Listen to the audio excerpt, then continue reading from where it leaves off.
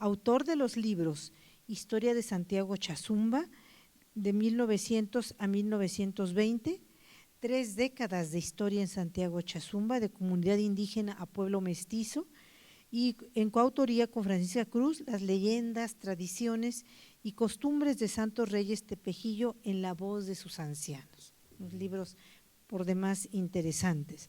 Es promotor cultural e investigador y profesor de diversas instituciones en la ciudad de Tehuacán. Pues sea bienvenido a nuestro foro, maestro, para exponernos el sacramento del bautismo entre los caciques de Tequistepec en la primera mitad del siglo XVIII. Muchas gracias.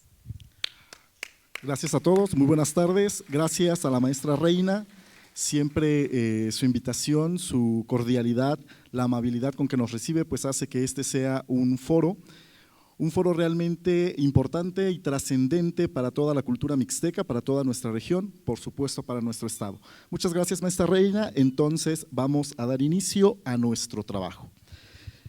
El sacramento del bautismo entre caciques de Tequistepec en la primera mitad del siglo XVIII.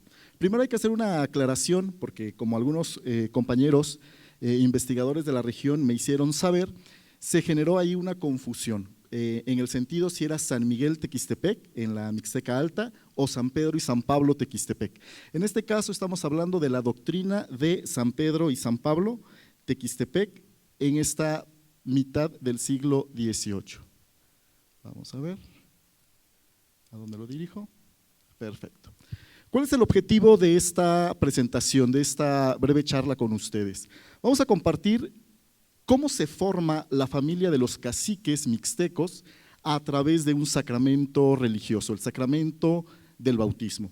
Pero no solo este sacramento nos habla de la formación de la familia, sino también nos permite acercarnos a otro tipo de discusiones historiográficas de las cuales se va a estar dando cuenta a través de esta ponencia.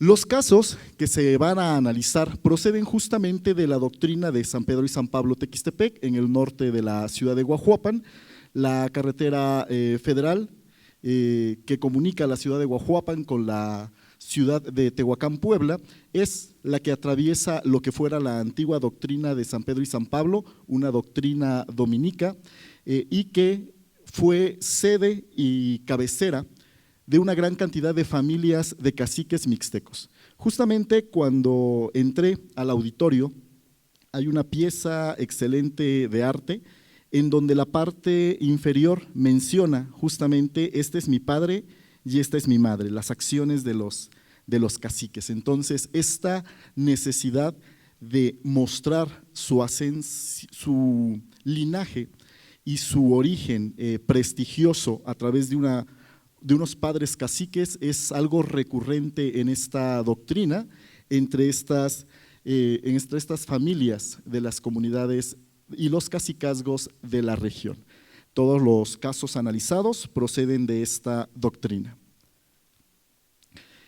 ¿Cuáles son las familias que se analizan? En esta doctrina se localizan una gran cantidad de familias de caciques. Realmente los investigadores de la región se sorprenden que tanto la doctrina de Tequistepec como la de Acatlán concentren una gran cantidad de caciques. El don y el doña aparecen recurrentemente en los registros sacramentales, hablándonos de la principalidad de estas personas y por supuesto en más de un caso se anota cacique o cacique principal, enfatizando, dando fuerza a su origen y prestigio que poseen estas familias. En este caso vamos a analizar únicamente una cantidad de ellos, los Guzmán y Aguilar del cacicazgo de Chazumba y Joluxtla, en lo que va a ser la parte norte, en esta parte aproximadamente, en esta área. Lo que son los de Alvarado, de la zona de Acaquizapan, un cacicazgo en el área central de nuestra zona de estudio, de Los Ángeles de Cozoltepec, mientras que los de Santiago, de Chinango y Coculco, así como los de Santiago de Nochixtlán, una zona también que va a aparecer aproximadamente en esta área, y los Bautista de San Pedro y San Pablo Tequistepec. Seguramente algunos de los asistentes pues estarán preguntando ¿y dónde quedaron los Villagómez? Los Villagómez, al ser una de las familias pues, más estudiadas, realmente se prestan para estudios particulares como linajes y como familia, además que los tenemos, al menos en esta doctrina, en la parte centro-sur. No por ello son menos importantes, sin embargo sí decidí, a razón de brevedad y obviamente para mayor comodidad de todos nosotros como asistentes a una conferencia, centrarme en unos casos particulares. Estas son las 6 familias que se analizan cómo llevan a cabo sus registros sacramentales, particularmente el bautismo, el bautizo en esta región, en esta doctrina. ¿Cuál es la problemática que se detectó al momento de iniciar esta investigación? Bueno, los caciques se les analiza desde su perspectiva individual, se les identifica como personajes cumbre en su sociedad, como personajes clave en la relación colonial, en las relaciones coloniales de la zona, y se les observa justamente como individuos. También han sido estudiados a través de los documentos localizados en repositorios bien conocidos como el Archivo General de la Nación. Documentos, la mayor parte de ellos, no su totalidad, de carácter judicial. Y en ese sentido vemos a personajes enfrentándose entre ellos y es muy recurrente esta visión que se maneja todavía con la mayor parte de los investigadores de la Mixteca Baja. Mi propuesta gira justamente en observarlos en su dinámica familiar, entenderlos que no son individuos aislados en esta región, sino que forman parte de una red familiar extendida en toda la zona y que deben ser estudiados a través de un conjunto de fuentes poco trabajadas, en este caso los archivos parroquiales. Los archivos parroquiales de toda la zona, particularmente Tequistepec, pero no únicamente esta comunidad, afortunadamente llegaron a nosotros. Y digo afortunadamente porque los investigadores de la historia siempre topamos pared cuando no tenemos información documental.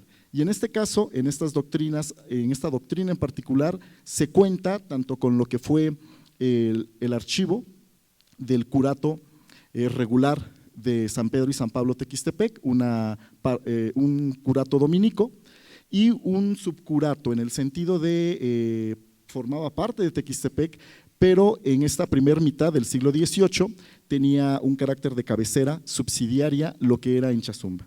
Y es posible así entonces obtener un registro bastante minucioso de lo que son estas familias y sus relaciones en la zona y sus documentos sacramentales.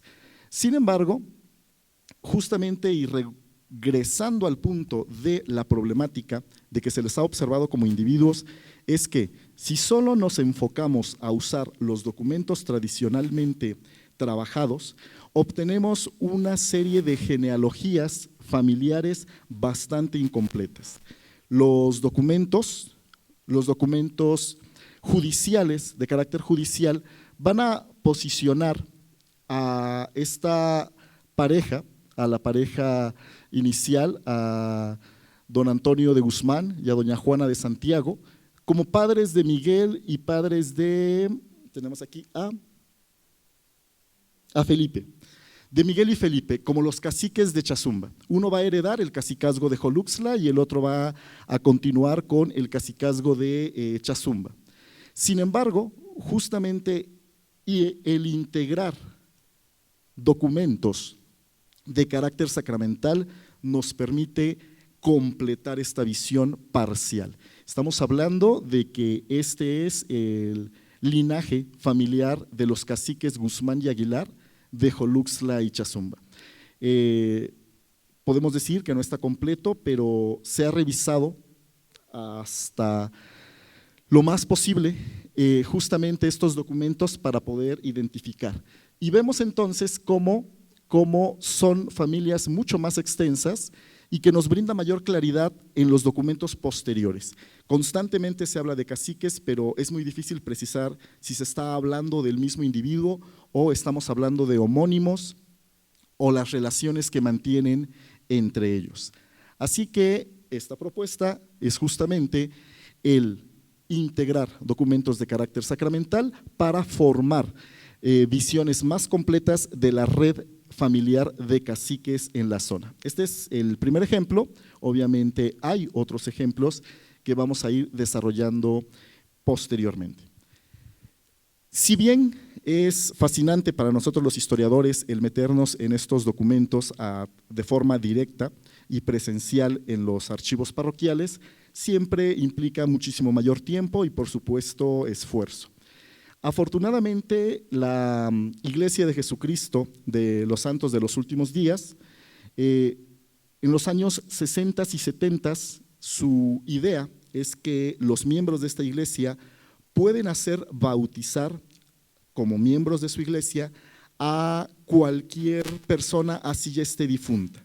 Entonces, con esta visión, con esta creencia religiosa en mente, es que ellos se dieron a la tarea de recuperar la mayor parte de las parroquias católicas de México y de gran parte del mundo, así como archivos de carácter civil, registro civil.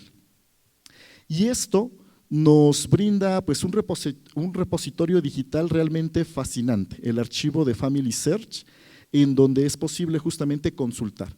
Más aún, en algunos casos, ellos microfilmaron y a veces cuando se regresa a estas comunidades ya no se encuentra el archivo. Algo ocurrió, algo pasó, el hecho que ya están desaparecidos algunos de estos documentos y afortunadamente este tipo de empresa, una empresa monumental, nos ha permitido consultar estos documentos. Vamos entonces de lleno a la investigación. Estamos hablando que los cacicazgos son un conjunto de derechos y privilegios que ostenta una pareja de caciques o un cacique, si es que es soltero o es viudo, y en el cual se conjugan lo que son derechos tanto indígenas, de la cultura política mesoamericana, como del mayorazgo español. En este caso estamos observando la reconstrucción del cacicazgo de Chazumba en el siglo XVIII. No fue uno de los cacicazgos más grandes, tampoco es un cacicazgo pequeño, de hecho no plasmé lo que es el cacicazgo de Joluxtla, que estaría en esta área, pero mientras el cacicazgo de Joluxtla es una pequeña porción en la familia de los de Guzmán y Aguilar, el cacicazgo de Chazumba es aproximadamente, y si no me falló ahorita la memoria, cosa de unas 5,000 hectáreas, que eran del patrimonio de los de Guzmán y Aguilar. Bien, la genealogía de los caciques Guzmán y Aguilar, de estos cacicazgos del norte, nos permite observar, todas las familias nos permitirán tocar estos temas, pero particularmente con ellos quiero que observemos la cantidad de hijos, una cantidad numerosa de hijos en el primer nivel y que no lo sabíamos, no los observábamos debido a solamente consultar o quedarnos con los documentos tradicionales. Estos documentos sacramentales nos permiten observar la numerosa presencia de diversos hijos en las familias de caciques. Y también hablar de un punto importante para el bautismo, que son las condiciones fortuitas que van o que aparecen dentro de la familia y que alterarán la transmisión de un cacicazgo. Regresamos entonces a observar. Como les había yo mencionado, tradicionalmente los documentos nos hablan de Miguel y de Felipe como los caciques, el primero de Joluxtla y el segundo de Chazumba. En más de un documento van a aparecer juntos y esto nos llevó a la visión continua entre los investigadores de que únicamente ellos podían ser esta familia, los demás quedaron completamente olvidados. Difícilmente se les menciona o aparecían y al momento de aparecer sus nombres dentro de los documentos nos generaban confusión en tanto a cuál era su relación. Gracias a esta investigación y trabajo nos es posible observar a todo este número de integrantes en la primera generación, todos ellos hijos de don Antonio y de doña Juana. Hay particularmente un aspecto que quiero tomar en la cuestión fortuita, que es la muerte de los hermanos mayores. Lorenzo de Guzmán va a llegar justamente a la edad de 40 años, célibe, no se encontró ni partida de matrimonio ni descendencia de él, pero otros bautizos nos permiten ver que lo estaban preparando para la herencia del cacicazgo, o al menos de una de las partes del cacicazgo. Sin embargo, su muerte es que pone justamente a sus hermanos, la muerte de él. No sabemos sus demás hermanos qué pasó con ellos, Fernando y Domingo, si murieron a temprana edad, salieron de la comunidad, migraron, que también es una posibilidad, pero finalmente el cacicazgo recaerá en dos hermanos que al momento de nacer no estaban, podemos decir, destinados para la herencia del cacicazgo. Y aquí viene la importancia justamente de la partida sacramental. La partida sacramental genera una identificación y reconocimiento dentro de la familia para estas personas. Lo mismo había pasado con su madre, la señora doña Juana de Santiago. Ella también llegó al cacicazgo de Chazumba por la muerte de su hermano mayor, y esto la coloca en la posición. Y se enfrenta a un pleito muy fuerte con su primo Diego de Mendoza, de Santiago.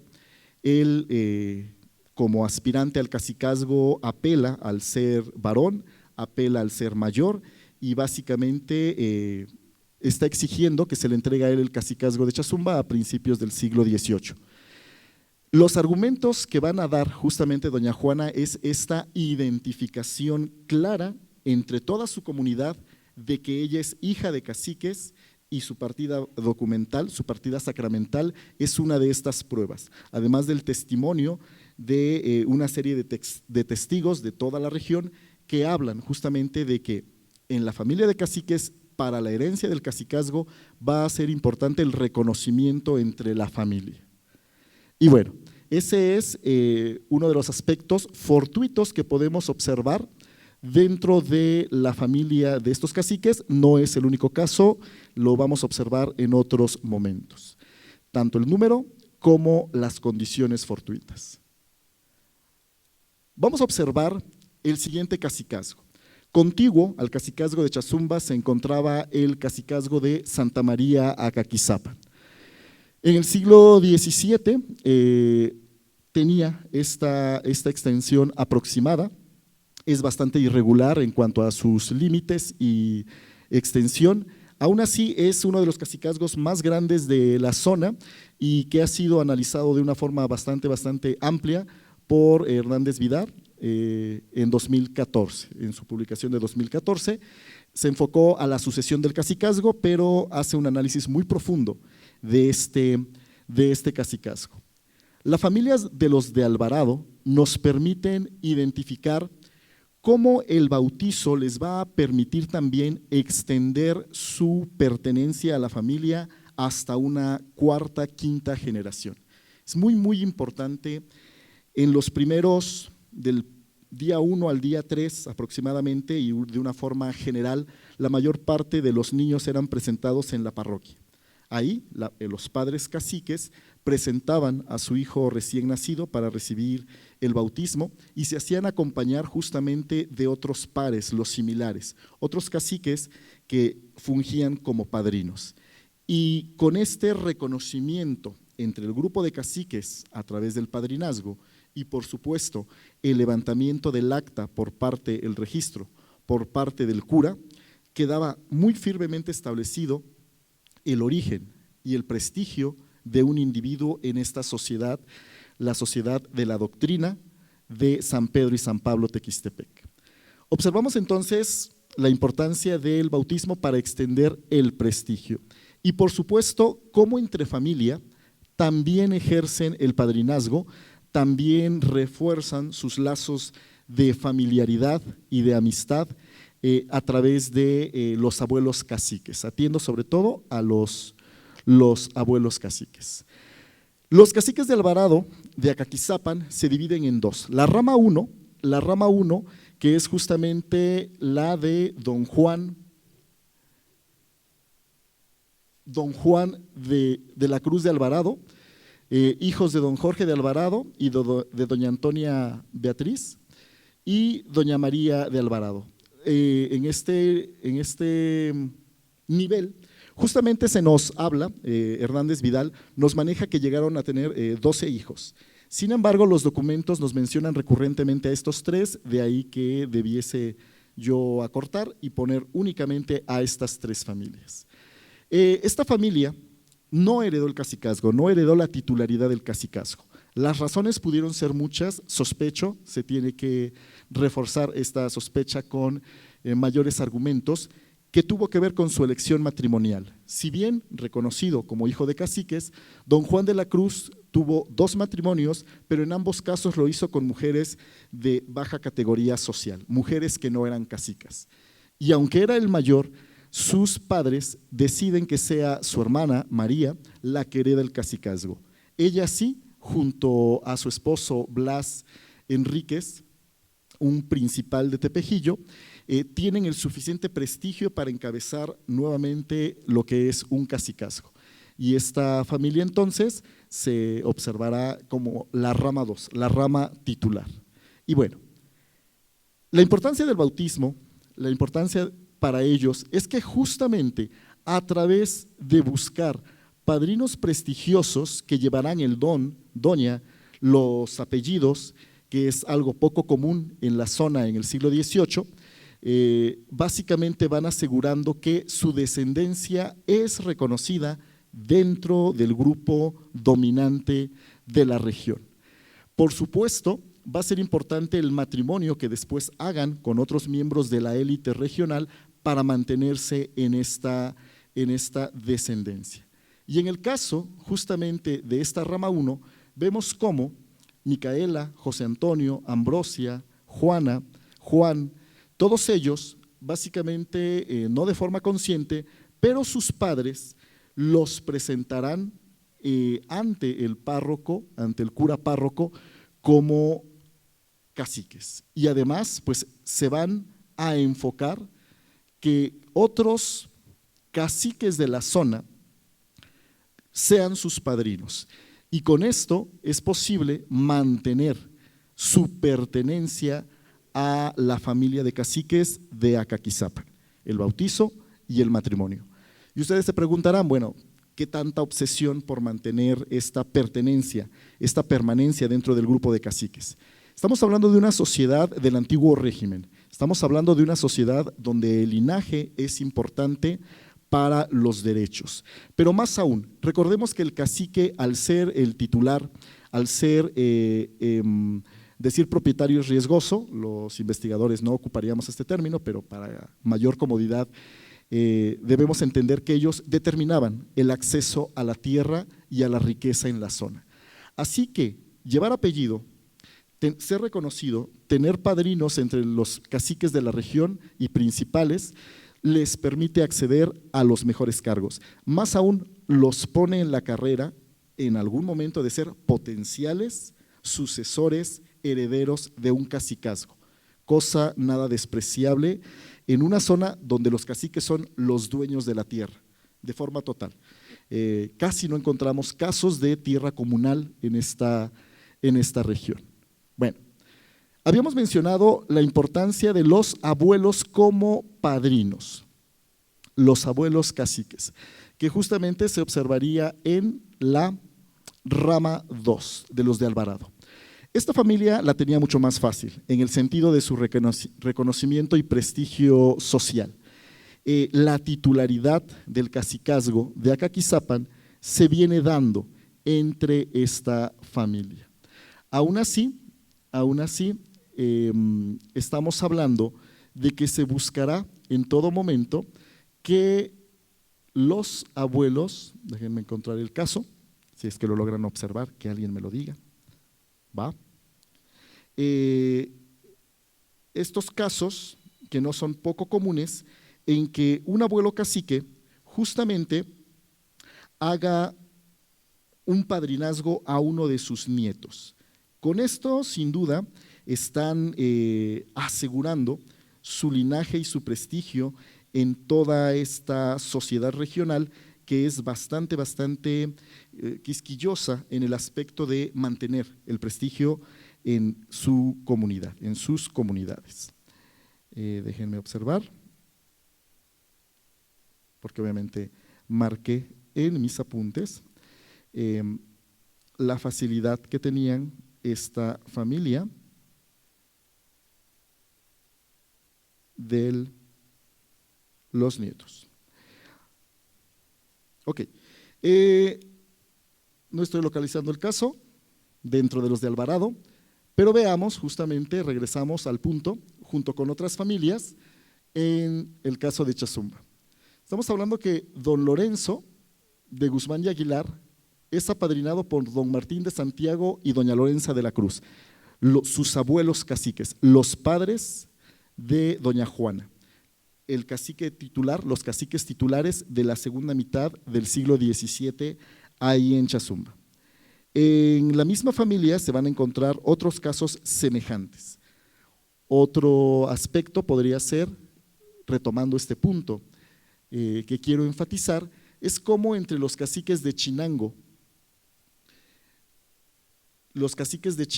Coculco, se va a localizar como don Miguel de Santiago y doña Pascuala Rivera, don Miguel de Santiago y doña Pascuala de Rivera van a apadrinar a su nieto, déjenme identificar en dónde está, aquí lo tenemos, a Manuel. Volvemos al punto en el sentido de cómo una persona en esta sociedad, su destino básicamente está marcado desde el momento de su nacimiento y su pertenencia a una familia de caciques está asegurando su futuro y su expectativa en algún momento a ser titular de un cacicazgo años después. Dejamos el caso de la familia de los de Alvarado y vamos con los de Cozoltepec. Los de Cozoltepec son uno de los casos más interesantes porque es tanta la obsesión por pertenecer a una familia de caciques prestigiosa que llega al punto de manipular documentalmente una partida matrimonial. Vamos a observar sus estrategias que va a seguir don Jacinto de los Ángeles. La cultura de los caciques es muy importante. Llega, en el caso de nuestra región y todo Guajuapan, básicamente, a ser muy importante y a llegar hasta el siglo XIX incluso. Los investigadores han encontrado que el cacique como persona de poder desaparece de la Mixteca Alta, sin embargo en la Mixteca Baja se conserva no solo en el siglo XVIII, sino que llegará hasta el siglo XIX. ¿Cuáles son sus estrategias de Jacinto de los Ángeles? Primero, el matrimonio. Él pocas veces aparece con el término don. Jacinto de los Ángeles es el término, su nombre, y recurrentemente aparece así. Sin embargo, su esposa, doña Magdalena Hernández, constantemente y de forma recurrente va a aparecer con el término de doña. Sus padres de ella van a ser mencionados como caciques y principales de Chazumba, así que su prestigio no se queda en duda en ningún aspecto. Así que su matrimonio ya hubiera sido lo bastante importante como para tener el prestigio social que deseaba Jacinto de los Ángeles. Pero justamente, y para asegurar años después un cacicazgo al que no tenía ningún derecho, se lo inventa, va a manipular un documento sacramental. Él estuvo trabajando como bajonero, como músico en la parroquia de San Pedro y San Pablo Tequistepec. Hablaba castellano y seguramente se movía muy bien en el mundo tanto español como indígena. Era un hombre inteligente y evidentemente ambicioso, en el sentido de buscar un patrimonio propio.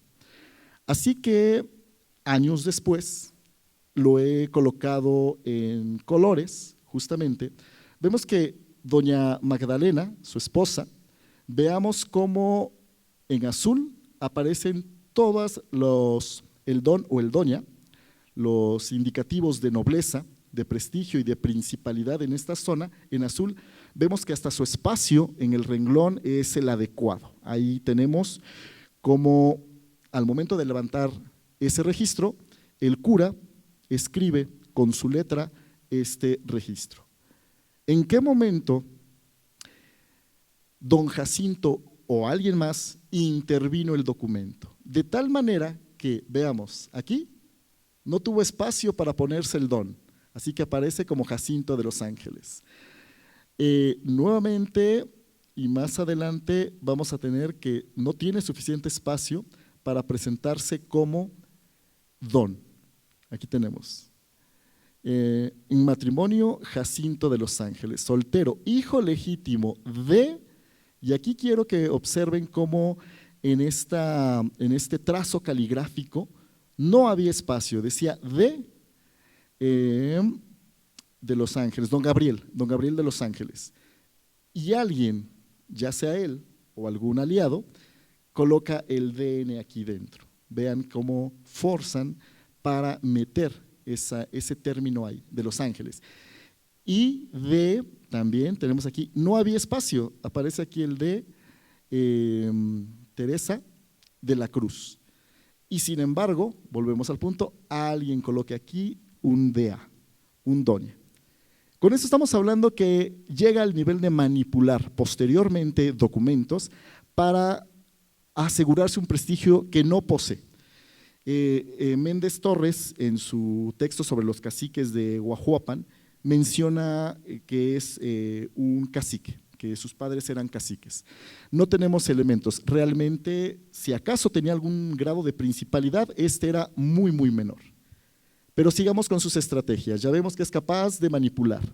Bueno, a su primera hija buscará que los caciques de Miltepec, Juan Bautista y Velasco y Micaela Ortiz, uno de los fundadores de uno de los linajes más importantes de caciques de La Cañada y de lo que va a ser Tequistepec, apadrinen a su hija mayor.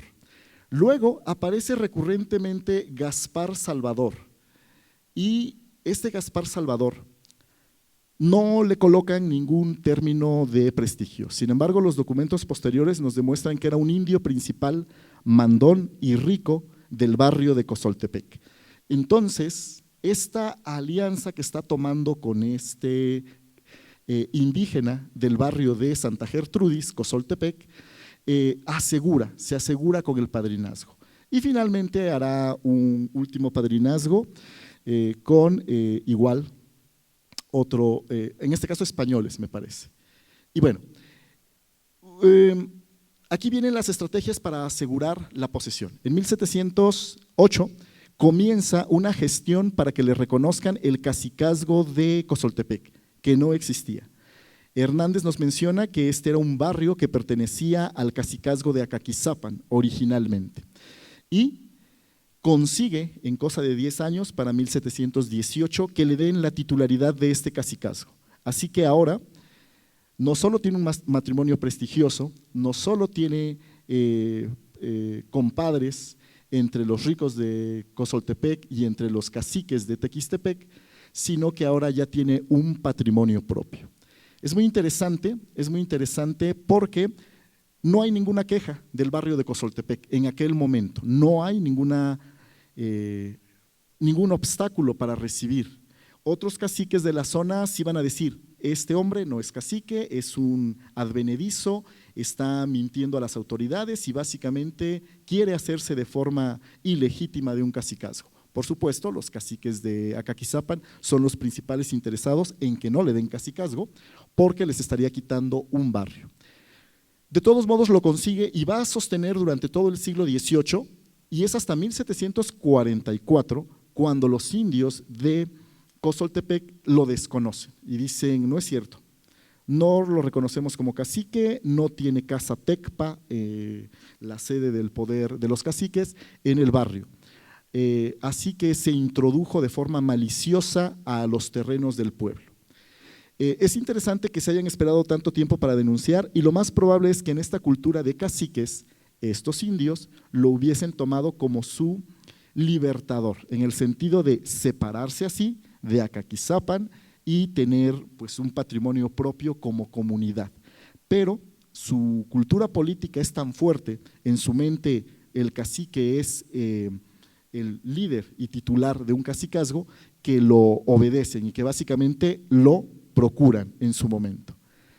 Y bueno, no podemos negar entonces que este cacique va a ser uno de los más interesantes porque nos habla justamente de la importancia para ellos en ser caciques y de forma pues no directa los padrinazgos y los bautizos para asegurar el linaje. Vamos a avanzar con los de Santiago de Chinango y Coculco y Santiago de Nochixtlán. El principal problema que vamos a localizar entre ellos y que nos permite discutir este tema son los homónimos, los nombres repetidos. En verdad, los historiadores nos topamos con pared y nos damos de golpes cada que estamos haciendo investigación del siglo XVIII en la región porque los nombres se repiten y no sabemos si es el mismo individuo, si es otro individuo, por qué aparecen en el siglo XVII, en el siglo XVIII, vivió tanto tiempo o finalmente quiénes son. Y el uso de los sacramentos, de los registros sacramentales, nos permite identificar más adecuadamente quiénes son cada uno de estos personajes en la historia regional del siglo XVIII. No solo el nombre es recurrente, el apellido también, lo ocupan libremente los caciques, de tal manera que de repente un personaje de repente se coloca en una partida de Santiago, en otra es Bautista, en otra se va a decir Villagómez, y es una cuestión de prestigio, de qué carta están jugando en sus relaciones familiares, cuál creen que va a tener mayor peso en sus relaciones sociales, pertenecer a diferentes linajes. Pero siguiendo con los nombres, aquí vamos a observar lo que son una repetición constante que volvió un dolor de cabeza la reconstrucción de estos cacicazgos. Vemos que no solo el apellido de Santiago, sino que el nombre mismo nos va a permitir ver cómo aquí, en este nivel, tenemos un Miguel de Santiago y una Pascuala de Rivera. En este nivel, aproximadamente, vamos a tener la misma situación, un Miguel de Santiago, aunque el nombre de su esposa cambie. Por otro lado, una Pascuala aparece justamente en uno de los primeros niveles, Pascuala María, mientras que Pascuala de Rivera también aparecerá en este matrimonio. Estos cacicazgos, el cacicazgo Chinango-Coculco y el cacicazgo de Nochixtlán, son dos diferenciados, pero al momento de observar los nombres podemos ver que incluso en un siguiente nivel aparecerán los hermanos de Santiago en Nochixtlán, se repiten el Bernardo, Jacinto, y vuelve a estar estos como hijos de Miguel de Santiago y Pascuala de Rivera. Tenemos entonces una enorme confusión que es posible dilucidar gracias a conjuntar documentos sacramentales y documentos tradicionalmente utilizados, documentos de carácter judicial en el AGN, de tal manera que este cacicazgo se puede dilucidar, estas familias. Vamos con la última de las familias, la familia Bautista. La familia Bautista se funda en justamente don Juan Bautista y doña Micaela de Ortiz, caciques de Cuyotepeji. Hace un rato había dicho Miltepec, me equivoqué. Caciques de Cuyotepeji.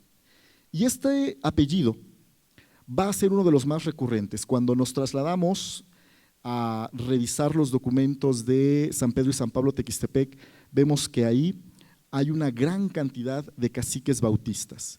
No es la única zona, la zona de Chila, la zona misma de Chazumba, ya en el siglo XVIII, este apellido es el que domina y es una red muy extensa de un altísimo prestigio y nobleza. Gran parte de ellos también residió en Guajuapan en el siglo XVIII.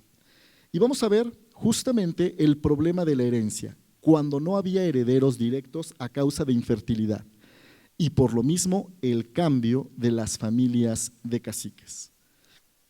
Aquí tenemos la familia Bautista de Tequistepec. Y vamos a ver cómo no coloqué a razón de brevedad y obviamente para que pudiéramos observar de una forma mucho mejor a la pareja fundadora, pero vemos cómo tuvieron una gran cantidad de hijos, al menos varios de ellos formaron familia y ellos a su vez tuvieron descendencia en toda la región. Pero como mencionamos que la discusión que vamos a tratar es la herencia, justamente vamos al cacique más conocido de Tequistepec en el siglo XVIII, don Juan Bautista Cortés. Heredó, sobre todo por parte de su madre, doña Josefa Juana de Cortés y Guzmán, los cacicazgos de Tequistepec y Chila. Esta posesión lo convierte en uno de los hombres más ricos de la Mixteca. Vivió gran parte de su vida en la ciudad de Puebla, vivió como un castellano en el sentido más estricto de la palabra. Sus mayordomos indígenas eran, sus mayordomos españoles, mestizos y gobernantes indígenas en Tequistepec eran los encargados de administrar su patrimonio. Y este personaje, que llegó a ser uno de los hombres más ricos y que estuvo metido en una gran cantidad de conflictos legales, lo que nos permite reconstruir una biografía muy completa, se casó en 3 ocasiones. Desafortunadamente para él, y muy probablemente era un hombre infértil, pues no tuvo descendencia con las primeras 2 mujeres. Su último matrimonio con Cayetana Ortiz de Mendoza, una hija de caciques tlaxcaltecas, cuando él murió, a los pocos meses nació Eduviges Bautista Cortés, así que la posibilidad de que fuese su hija, ya esto se volvió chismecito, pero la posibilidad de que fuera su hija es muy poco probable, además que la niña murió. Cuando él muere en 1772, se presentan varios aspirantes al cacicazgo. Su suegro, el padre de Cayetana Ortiz, procura heredarlo.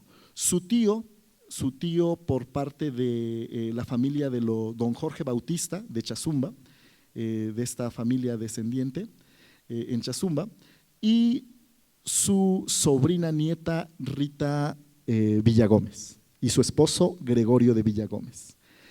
Los argumentos judiciales van a darle finalmente el fallo favorable para la pareja integrada por Gregorio de Villagómez y Rita de Villagómez.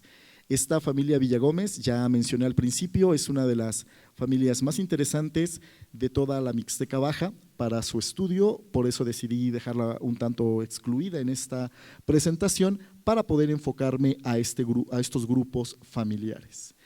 Vemos aquí cómo la muerte del titular, a falta de herederos legítimos, aunque la sucesión era muy libre realmente, va a llevar a que pase este cacicazgo tan importante de la Mixteca a manos de los Villagómez. No es el único caso, ellos para formar familia tienen justamente una estrategia en la cuestión emocional, los hijos expuestos. Aquí también se presta a una discusión historiográfica aún no clara. En las puertas de los caciques regularmente les colocaban niños recién nacidos, niños y niñas recién nacidos, que no sabemos si eran fruto de algún desliz por parte del cacique titular o algún miembro de su familia cercano y que iban y llevaban la afectada, la familia afectada, seguramente terrasgueras u otras mujeres de una baja categoría social, y llevaban al niño y lo depositaban en la puerta. O por lo mismo de que ellos concentran la riqueza y el poder de la zona, ocultando el pecado, las mujeres indias colocaban estos niños en las puertas de los caciques. Regresé a los caciques. Todas las familias de caciques tienen justamente lo que son los hijos expuestos, los niños expuestos, y son apadrinados por miembros de la familia o por algunos otros integrantes de la élite regional. Con esto se hace más grande la familia, una familia mucho más extendida, en donde se articulan o integran estas personas, pero no sabemos si son descendientes justamente de alguno de estos individuos o pertenecen a otros grupos familiares que únicamente y por cuestión de ocultar el pecado se les coloca en una familia de caciques. Bueno, vamos cerrando justamente con estas conclusiones. El bautismo es un sacramento católico que en el siglo XVIII, en la primera mitad del siglo XVIII, entre los caciques de la doctrina de Tequistepec se ocupaba para identificarse entre sí con sus pares. Es decir, a caciques y principales de otras familias se les apadrina. Y además, al momento de, como les menciono, los primeros días del nacimiento y que se les presenta en la parroquia, en el curato, ahí van a acompañarse, se está reconociendo, ese individuo pertenece a un segmento social, el de los caciques de la región. Forman y refuerzan la dimensión familiar al extender su pertenencia al grupo. Estamos hablando como vimos que al momento de apadrinarse entre miembros de la familia están manteniendo lazos de unidad que van más allá de lo genético. Ya lo meramente genético les ha generado una familiaridad, una red de familiares.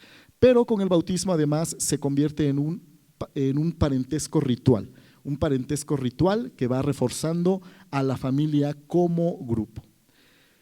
Va a generar un documento de carácter judicial que se puede usar potencialmente en una sucesión de la titularidad del cacicazgo. Ya vemos que se llega al nivel de la manipulación documental para pertenecer o asegurar pertenecer a una familia de caciques. Por supuesto, y de acuerdo a lo que mencioné al último, se forma una familia a falta de descendencia genética. Sobre este punto, vemos cómo justamente esta familia, integrada por don Pedro Bautista, al no tener descendencia, todos sus hijos son hijos expuestos, pero sin duda y en una cuestión emocional genera un soporte sistemático para su personalidad como una pareja sin hijos.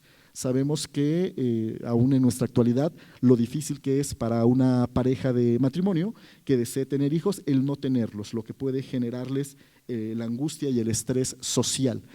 En este caso no es casual entonces que ellos también integren a estos individuos en sus familias. Quiero regresar a un caso con la primera familia, los caciques de Chazumba, al ver cómo don Manuel Ramón, aquí ya no lo pude desglosar, pero este personaje, el cacique titular de Chazumba, don Manuel Ramón, prácticamente todos sus hijos eran hijos espirituales. Él como hombre, junto con su señora María de las Nieves, Gertrudis Tenorio, no tuvieron descendencia. Cuando muere, el cacicazgo pasa a su hermano José Ramón. Volvemos a las conclusiones. Estas son las conclusiones del bautismo entre los caciques de la doctrina de Tequistepec en la primera mitad del siglo XVIII. Y obviamente, para la investigación histórica, para la labor de los historiadores, este sacramento nos genera una base documental magnífica que nos permite enriquecer las dimensiones de estudio y el análisis de los caciques en la Mixteca Baja. Muchas gracias, esa ha sido mi participación.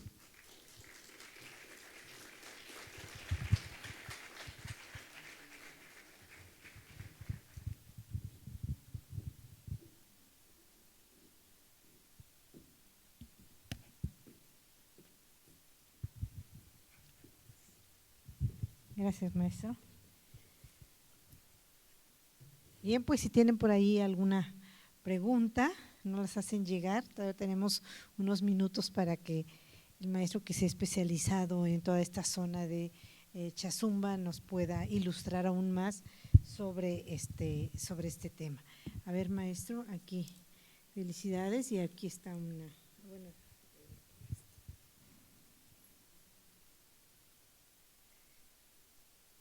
Bueno, es una felicitación, muchas gracias, doctora Laura Rodríguez, qué gusto que nos acompañe.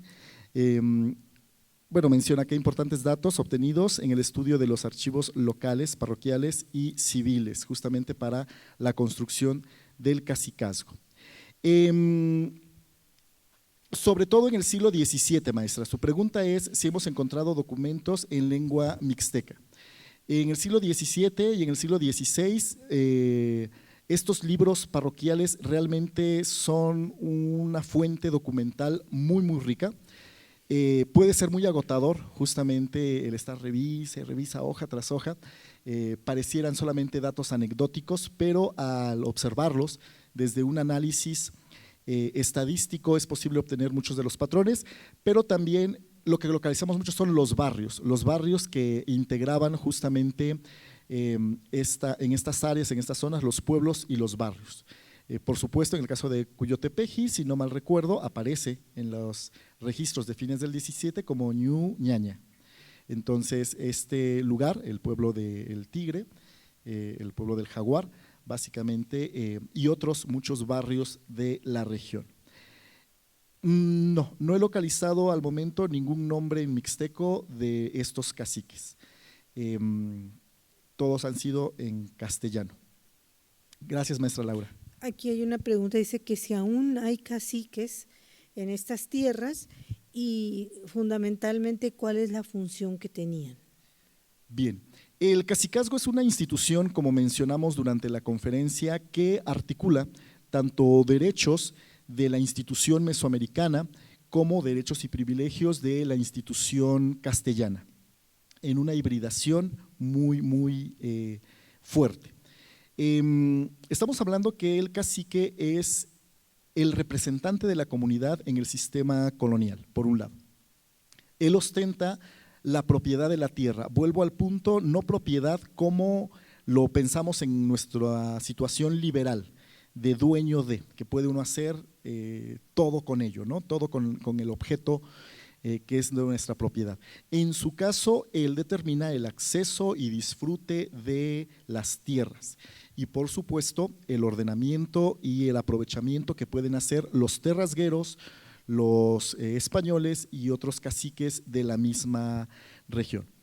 El cacicazgo que estamos presentando, o el tipo de cacicazgo que estamos presentando, es el cacicazgo colonial. Sin embargo, en la región de la Mixteca Baja y en esta doctrina, posteriormente los municipios liberales de la zona, el cacicazgo continúa. De hecho, lo que trabajé justamente como maestría, como tesis de maestría, es justamente ver cómo esta familia que vemos, tan antigua y enraizada en el siglo XVII, continúa en el mismo grupo familiar la posesión de la tierra hasta el reparto agrario. Los apellidos cambian, sin embargo, el poder permanece, el poder se reconfigura. Es muy, muy interesante porque pensaríamos que eventos como Guerra de Independencia, Revolución Mexicana, liberalismo en el siglo XIX podría cambiar las bases del poder, pero en realidad el poder únicamente se reconfigura a través del tiempo. Entonces, estos caciques llegarán hasta, como grupo dominante, al menos en Chazumba, hasta el reparto agrario. Y no está de más decir que obviamente muchas de las familias de la comunidad actual, en el caso de Chazumba y otras regiones, proceden o descienden de estos grupos familiares. ¿Y siguen conservando esas extensiones tan amplias de las que nos habló al principio? Estamos hablando que en el siglo XIX el cacicazgo era indivisible, no se puede dividir, no se puede heredar fragmentado ni siquiera la descendencia, se tiene que nombrar a un titular. Pero la legislación liberal a partir de 1823, en el siglo XIX, empieza poco a poco y con el paso del tiempo a dar esa posibilidad de que el cacicazgo se divida. Empieza un proceso de fragmentación de tierra entre los diferentes descendientes.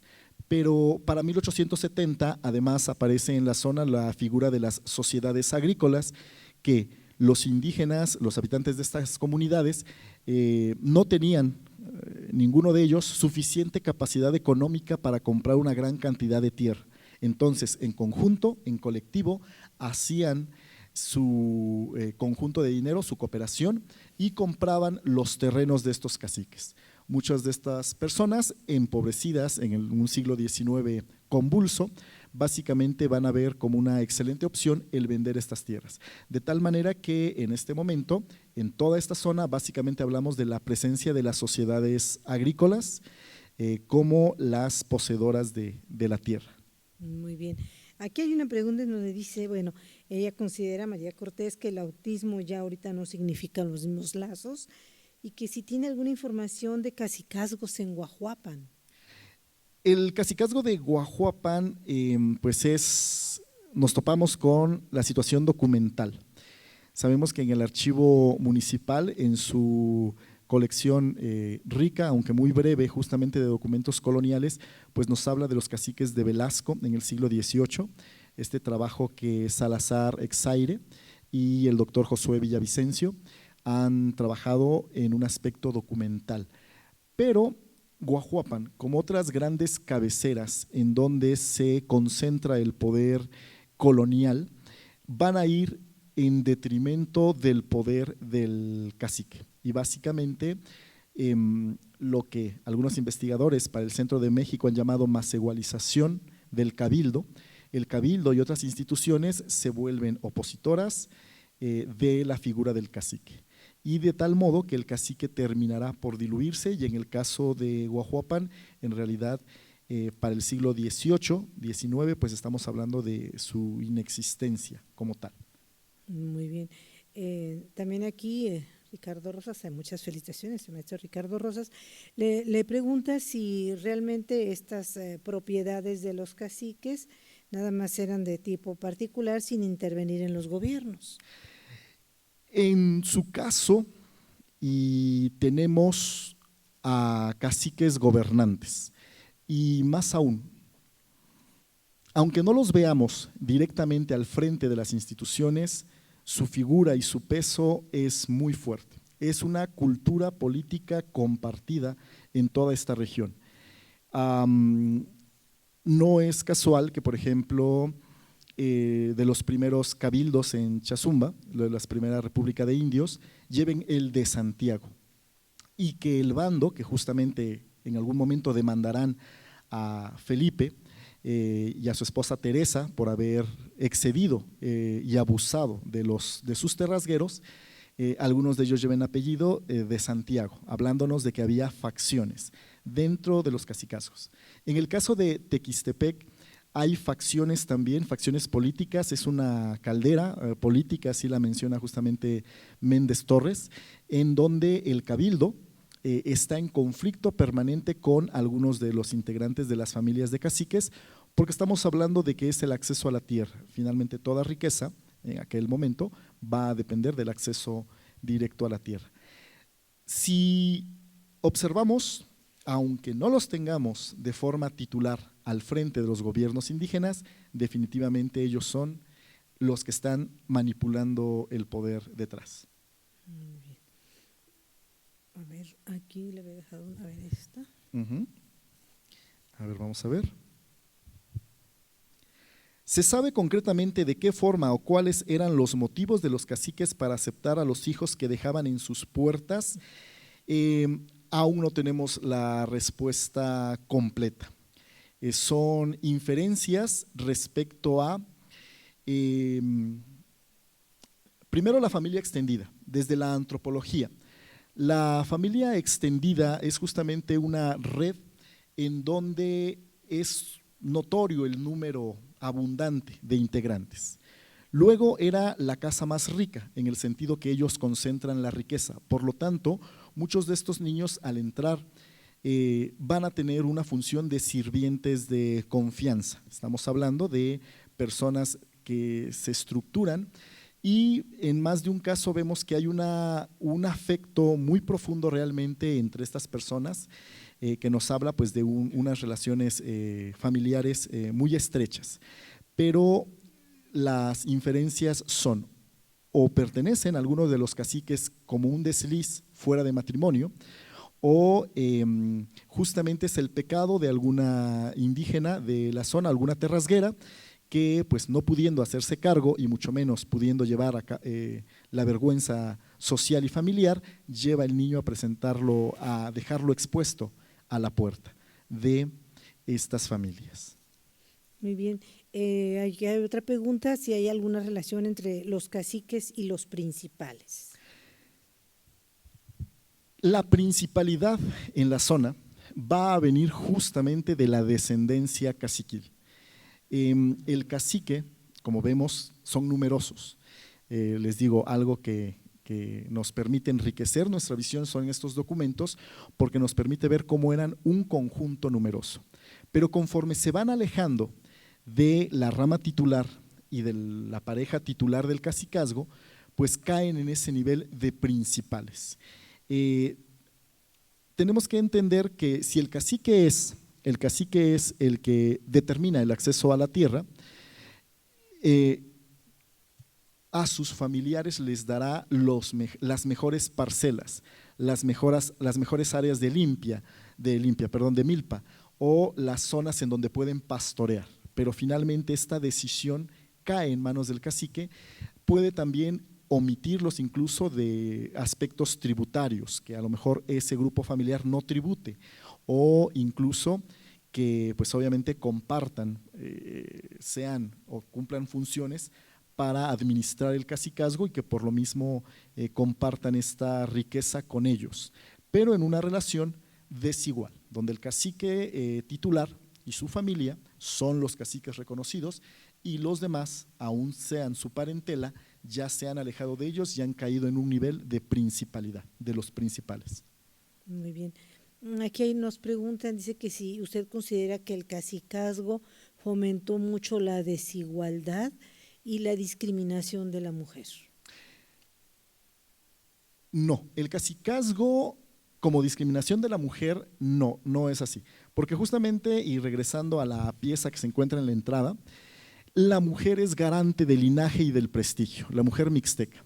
La mujer mixteca, y sabemos que en el mundo mesoamericano, como en otras sociedades del mundo, a excepción del judeocristianismo, que va a valorar el principio masculino por sobre el femenino, la mayor parte de otras culturas reconoce o maneja un principio de equilibrio entre principios masculinos y principios femeninos. La pareja de caciques, el hombre y la mujer, son iguales en cuanto a derecho, iguales en cuanto a posibilidad de sucesión, iguales incluso en cuanto a riqueza. Por lo mismo, al menos como institución, no fomenta lo que sería un machismo. Son las instituciones coloniales, cuando a fines del siglo XVIII, entre los sujetos a la herencia, si no había claridad, básicamente, de acuerdo a los principios del mayorazgo, dicen debe ser el primogénito varón, el que herede. Pero, al menos en el principio del siglo XVIII, vemos que no hay ningún problema en que sea la mujer. Lo vimos con el caso de Acaquizapan, lo vemos también con el caso de Chazumba. De hecho, el linaje, la posesión del cacicazgo viene de las mujeres, de doña Juana, a su hijo Felipe, pero de su hijo Felipe a su hija Rafaela, y de ahí vuelve a manos de un varón. Entonces, la mujer en esta sociedad al menos, y al menos entre la familia de los caciques, es un elemento igualitario, igual en ese sentido. Esa figura de líder que ocupó la mujer, y que incluso tenemos muchos casos en el Istmo, y tenemos pues hasta la casa de la cacica en Tepozcolula, ¿no? En Tepozcolula. Ese liderazgo de la mujer se fue perdiendo. Ya no tenemos hoy esas figuras tan fuertes. Creo que las podemos observar en el aspecto cercano o local, familiar, pero en la cuestión institucional, el derecho español, el derecho indiano español fue valorando al varón por sobre la mujer. El del derecho liberal del siglo XIX no será muy diferente en cuanto a esas relaciones, y sí se van perdiendo, al menos entre estas familias de caciques, terminarán por perderse. Muy bien, pues con esto concluimos esta visión tan fuerte y especializada sobre los caciques en el siglo XVIII, que hoy nos ha expuesto el maestro Ricardo Ceballos. Maestro, pues muchas gracias, le agradecemos esa disponibilidad, esa generosidad con nuestra universidad siempre para publicar, para intervenir y para estar pendiente de nuestros eventos. Y a nombre de la universidad le otorgamos un reconocimiento por esta excelente ponencia impartida el día de hoy. Muchísimas gracias, maestro. Muchas gracias a ustedes.